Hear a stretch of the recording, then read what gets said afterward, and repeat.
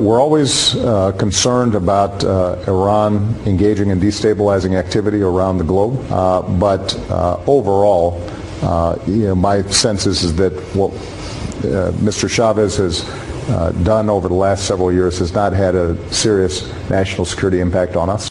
Hey, look, we played the clip where Obama said to a Spanish-speaking broadcast journalist this. He said, what Hugo Chavez has done has not had a serious national security impact on us. Really? Well, joining us now on the Savage Nation is Erick Stakelbeck with his look into what Chavez has done. More importantly, why he is dangerous to the United States. I point all this out in trickle-down tyranny, Erick, so welcome back to the Savage Nation. Michael, thanks for having me. And, we have a very interesting topic to talk about tonight. Really, this is a topic you and I have been discussing on the show here, Michael, for 2 years. And what I'm talking about is this Venezuela-Iran axis, the relationship between Hugo Chavez's Venezuela and Khamenei's Iran, an unholy alliance in our backyard, in the Western Hemisphere, with its sights firmly set on the United States. Now, why we are talking about it, Michael, the big news hook this week is that President Obama, in an interview with a Latin American television network, said that he does not believe that Hugo Chavez and Venezuela present any sort of a serious national security threat. And he said that in response to a question about that Venezuela-Iran relationship. So the president basically believes that Hugo Chavez is just a buffoonish clown, a blowhard who can be ignored and who is no threat to U.S. interests.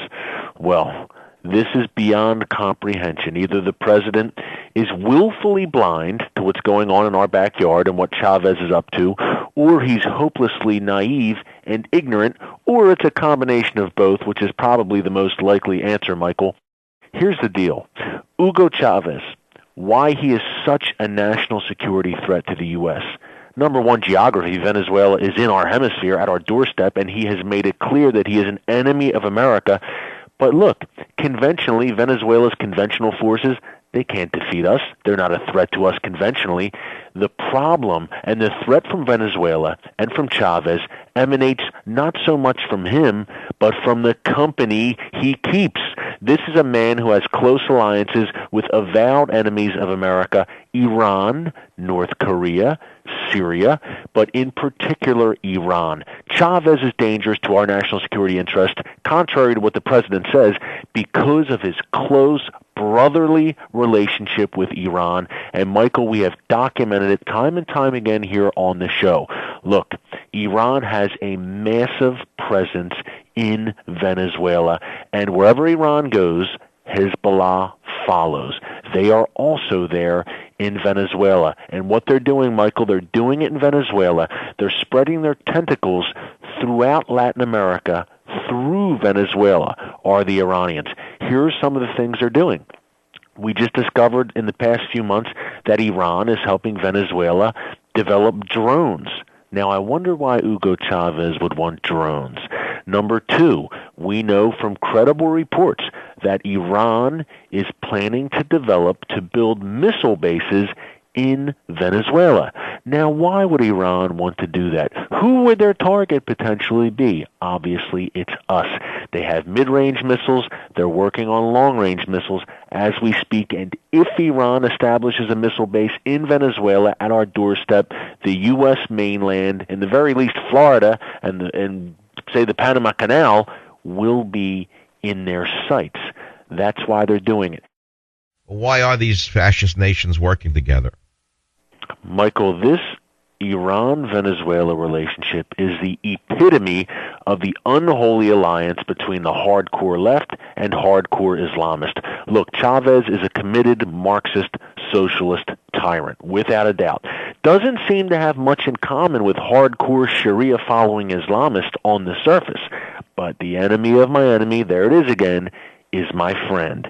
And we see the radical left and radical Islamists, Marxists and the sons of Sharia, time and time again, Michael, working lockstep. Why?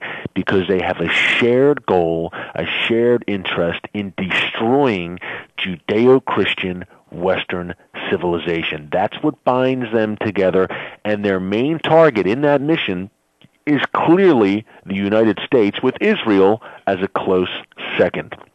That's what binds these unholy forces together, and that's why Chavez and the Iranians are in bed together big time. And contrary to the president's insane statement, which, by the way, I mean, it has to embolden Chavez and Ahmadinejad, right? Obama's saying, oh, it's not a threat, we're not concerned about it.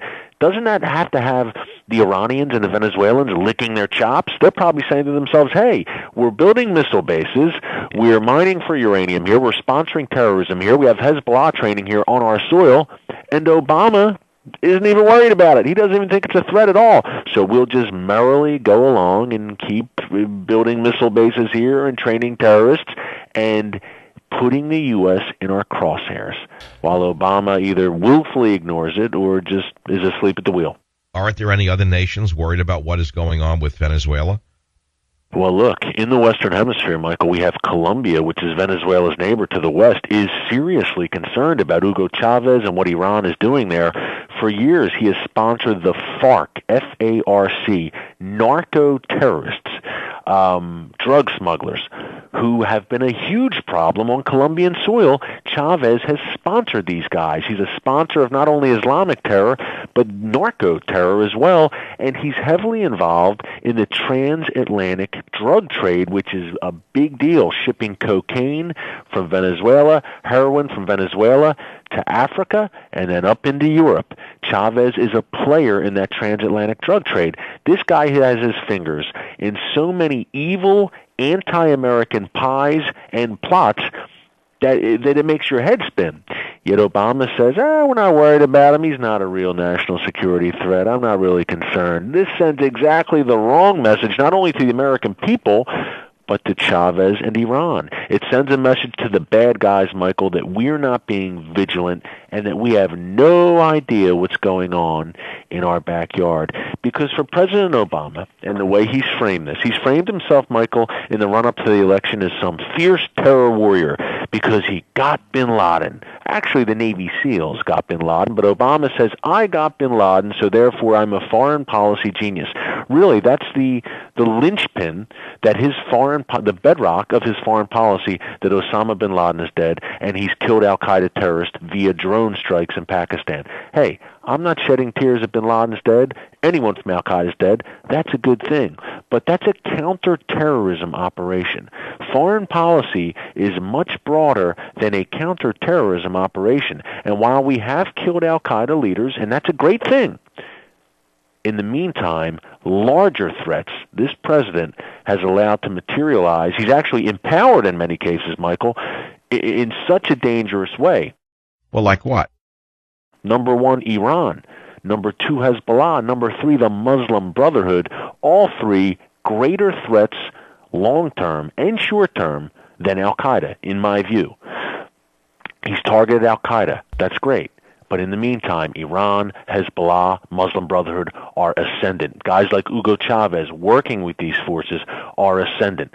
So he's focused on al-Qaeda, and he's selling the American people a bill of goods that he's got some great foreign policy, that he's some terror warrior because he's killed some al-Qaeda guys. Meanwhile, by the way, Michael, not to get too off topic here, I'm talking about al-Qaeda. Okay, we've killed leaders. We've killed bin Laden. We've killed Awlaki. That's great. They're bad guys. But little known fact, al-Qaeda actually covers more geographical ground today than it did on 9/11. From Afghanistan, Pakistan, down to Yemen, to Somalia, to North Africa, to Europe, to Sinai.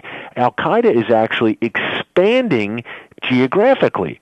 So no, Mr. President, you haven't defeated al-Qaeda as you've been trumpeting. Al-Qaeda is near defeat. You haven't defeated them. They're actually expanding geographically, and your foreign policy is a complete and utter shambles, which is seeing Islamist regimes come to power throughout North Africa and the Middle East. But Michael, never worry, because President Obama tells us all these radical Islamists who are coming to power thanks to this so-called Arab Spring are moderate. We can deal with these guys. The Muslim Brotherhood are very reasonable men. That's what he's selling the American people. It's dangerous. If Mitt Romney has a clue, his team, his camp, could hammer Obama on foreign policy from now to Election Day. And this Venezuela comment is just the latest thing that he can use against Obama. I don't know if Romney's going to do it. If he's smart, he will do it, because Romney's focusing jobs, economy. Okay, rightfully so. But look, there's such an opening here to hit Obama on foreign policy. He is endangering America. And talking about Iran and Chavez, might I mention that Iran is still very, very close to acquiring nuclear weapons? Well, what's next?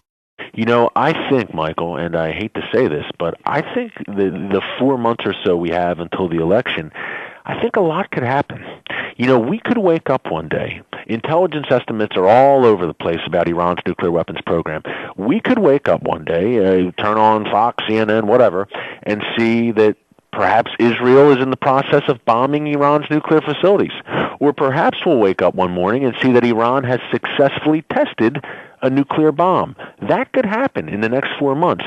There's a possibility, a good possibility, that Israel will strike Iran's nuclear facilities in the next few months. They might hold off. They might do it after the election. Okay, but it's coming. I see no scenario, Michael, and you and I have discussed it on the show before, I see no scenario under which Israel will accept a nuclear Iran. I just can't see it. Will the U.S. do something? Look, if Iran acts first, if Iran, say, moved to shut down the Strait of Hormuz, where a fifth of the world's oil passes through, or if Iran carried out a terror attack on U.S. soil or against U.S. interest, we would be forced to respond in some way against Iran. That could happen in the next 4 months, too. A lot could happen. I don't think that Obama would hit Iran's nuclear facilities. I just don't think. Every fiber of his being is against it. Israel will. Only question is before or after the elections. That's coming. And the main thing here, we're talking about Chavez, Michael, the main reason Iran is in the Western Hemisphere, not only in Venezuela, but spreading their tentacles into Ecuador, Bolivia, Argentina, Cuba. The main reason Iran's doing that, it's not a coincidence. They're doing it with us in mind. They have, in Latin America, in Venezuela, they have a forward base to strike America. It's obvious. It's clear. So if things blow up, literally, in the Middle East over the next few months, and Iran wants to retaliate against America, they don't have to do it from thousands and thousands of miles away in the Middle East. They will be right in our backyard in Latin America. Makes it much easier for them to strike against American interest, whether it's on U.S. soil or, say, a U.S. embassy in Colombia or wherever, a U.S. embassy in Brazil, Argentina, maybe a Jewish target, a synagogue. They have a track record, do the Iranians, of striking Israeli targets. They blew up the Israeli embassy in Argentina in 1992 and a Jewish community center there in 1994. There's a track record here. It's dangerous. It's a real threat. It's one of the things I'm most concerned about, actually, Michael, I have to say, is Iran's presence in Latin America at our doorstep. But our president, this administration, are completely oblivious to this threat, and I'm afraid it's going to come back to bite us. Erick Stakelbeck, thanks again for being on the Savage Nation. Michael, thanks for having me as always. And you can check out my book, The Terrorist Next Door, How the Government is Deceiving You About the Islamist Threat. I talk much more about that Iran-Venezuela relationship in the book. Thanks again.